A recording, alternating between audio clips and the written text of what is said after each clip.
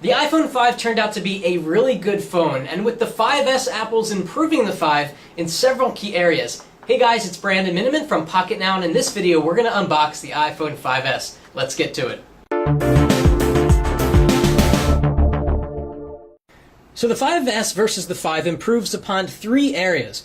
One is biometric security, which really isn't an improvement, it's an addition. Number two is camera, and the camera on the previous generation, the 5, was getting a little bit behind, especially in low-light photography when compared to the Lumia 1020, the HTC One, even the Galaxy S4. And number three, speed. We've got a 64-bit chip in here, the first 64-bit chip in a smartphone. No one really asked for a 64-bit chip in the iPhone 5 because the 5 was already really fast, so we were really going to see some improvements in gaming here with the iPhone 5S. There's actually kind of a fourth area here, and I think it's going to be battery life. The battery inside the 5S is 10% bigger than the 5. Coupled with this 64-bit chip, I think you're going to see 10 to 20% battery life improvement. We're really not going to go in here. You know what's in here. We've got the EarPod headphones.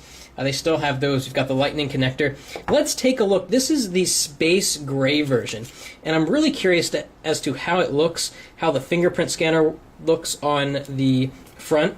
So taking off the front or the back cover carefully. Really nice contrast here between the gray and the black. I was hesitant to get the black because last year's black really showed nicks here in the corner, but now we get a more kind of a lighter finish here than last year's model.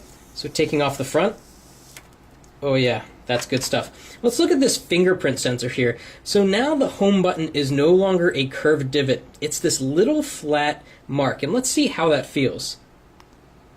It feels like a home button. It really doesn't feel very much different than the curved home button that we've been used to for a really long time.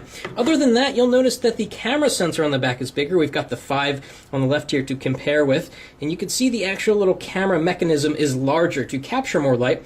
We've got the two-tone flash, which is super cool. It can flash in 1,000 different combinations, so that depending on ambient light conditions, you might get a slightly warmer flash or a cooler flash. None of this really bright white flash thing that happens with all of these devices that have LED flashes. Apple finally did something about that problem. And really, beyond that, you don't get many differences between this and the last generation iPhone 5. Now, real quick, I just want to kind of use it for a minute to see if I can tell any difference in terms of speed. Again, the iPhone 5 is already a very fast phone, but let's just move around. Okay, that was pretty snappy, although on the iPhone 5 it's just as snappy. Again, really where the 64-bit processor is going to come into play here is with gaming, and when app developers update their apps, especially the graphic-intense games, to take advantage of 64-bit architecture. So that's the 5S, handsome-looking phone, very similar to last year's. Can't wait to mess around with the fingerprint sensor and to take some pictures. We've got so much more coming up on the 5S, and drop us some questions if you have any while we're doing the unboxing process, getting it set up and testing it for the first time. If you like this video, please shoot us a thumbs up, and thanks for watching. That's it for now.